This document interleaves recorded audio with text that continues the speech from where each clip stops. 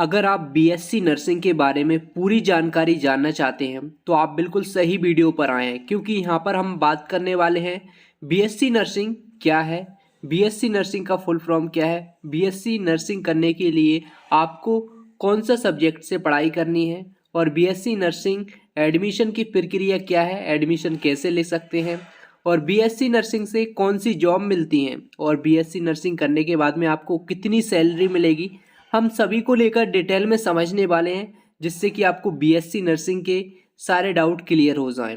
इसलिए अगर आप भी बीएससी नर्सिंग करना चाहते हैं तो वीडियो को लास्ट तक अवश्य देखिएगा। लेकिन इससे पहले अगर आप हमारे चैनल पर नए हैं तो जल्दी से स्टडी गुरु के इस चैनल को सब्सक्राइब कर लीजिएगा और बेल आइकन को ऑल पर अवश्य प्रेस कर देना और साथ में इस वीडियो को लाइक जरूर कर देना। तो चलिए अब वीडियो को शुरू करते हैं। सबसे पहले हम समझ लेते हैं बीएससी नर्सिंग क्या होता है। यहाँ पर बीएससी नर्सिंग क्या है, बीएससी नर्सिंग का फुल फॉर्म क्या होता है। तो बीएससी नर्सिंग का फुल फॉर्म होता है bachelor of science in nursing.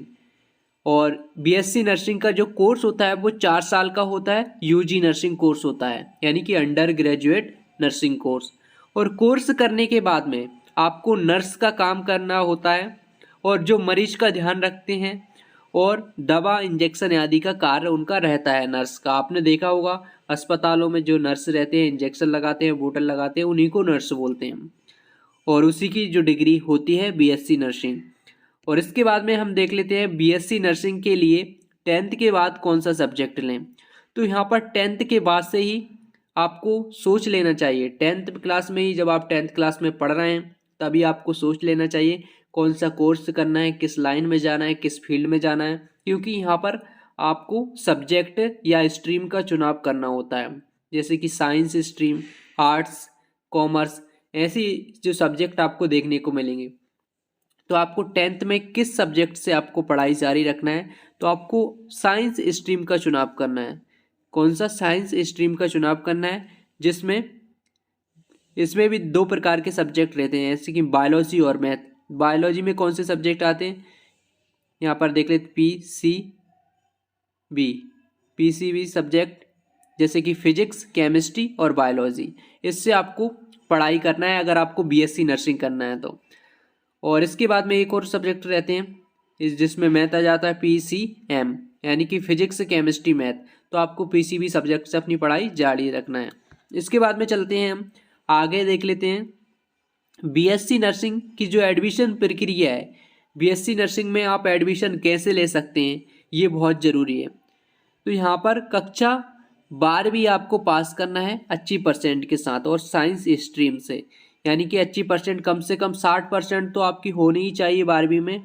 और कोशिश करना जितनी अच्छी परसेंट आपकी बन सके, तो आपको 60% से प्लस ही आपको बनाना है, कम नहीं बनाना है। और यहाँ पर एडमिशन कैसे होता है आपको कॉलेज में, तो प्राइवेट कॉलेज में भी आप बीएससी नर्सिंग कर सकते हैं, या अगर आप गवर्नमेंट कॉलेज से करना चाहें तब भी आप कर सकते हैं, लेकिन आपकी परसेंट अच्छी होनी चाहिए। और आपको नर्सिंग कॉलेज में एडमिशन लेने के लिए एंट्रेंस एग्ज़ाम, एक पेपर देना होता है जिसे एंट्रेंस एग्ज़ाम बोलते हैं। इस एंट्रेंस एग्ज़ाम में अच्छे अंक लेकर आओगे तब आपको गवर्नमेंट कॉलेज मिलेगा। इसके लिए काफ़ी सारे एंट्रेंस एग्ज़ाम होते हैं और यहाँ पर आप देख सकते हैं। और प्राइवेट कॉलेजों के लिए भी एंट्रेंस एग्ज़ाम लिए जाते हैं।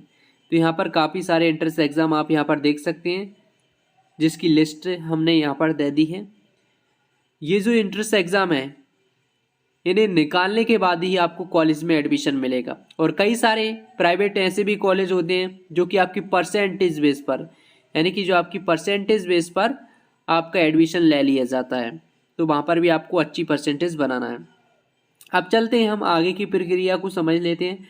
बीएससी नर्सिंग के बाद जॉब, क्योंकि अब बीएससी नर्सिंग आपकी कंप्लीट हो जाएगी लगभग 4 साल, और इसके बाद में आपको 4 या 4.5 साल तक आपकी कंप्लीट हो जाएगी। इसके बाद में बीएससी नर्सिंग जब आप कर लोगे, इसकी करने के बाद में आपको कौन सी जॉब मिलेंगी, तो यहाँ पर कुछ इस प्रकार से आपको जॉब देखने को मिलेंगी, जैसे कि सरकारी या प्राइवेट अस्पताल में आप नर्स का कार्य कर सकते हैं।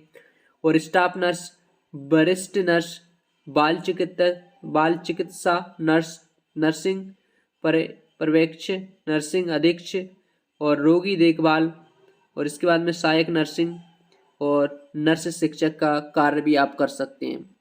और इसके अलावा भी और काफ़ी सारी नर्सिंग की जॉब्स रहती हैं, वहाँ पर भी आप कार्य कर सकती हैं। इसके अतिरिक्त और भी हैं। और इसके बाद में है बीएससी नर्सिंग के बाद सैलरी कितनी मिलेगी। जब आप बीएससी नर्सिंग कोर्स कर लेते हैं, इसके बाद में आपकी जॉब लगती है बीएससी नर्सिंग पे, तो उसमें आपको सैलरी कितनी मिलेगी। तो सैलरी आपकी फिक्स नहीं है, ये यहाँ पर निर्भर करता है कि आप कौन सी जॉब कर रहे हैं, यानी कि कौन सी जॉब कर रहे हैं, प्राइवेट कर रहे हैं या सरकारी कर रहे हैं। तो यहाँ पर इस हिसाब से आपकी सैलरी अलग अलग हो सकती है। लेकिन हम अनुमानित अगर साल की सैलरी बताएं तो 2 लाख से लेकर 5 लाख तक हो सकती है। 2 लाख से लेकर 5 लाख तक आपकी हर साल की सैलरी हो सकती है अगर आप बीएससी नर्सिंग करने के बाद में जॉब करते हैं तो।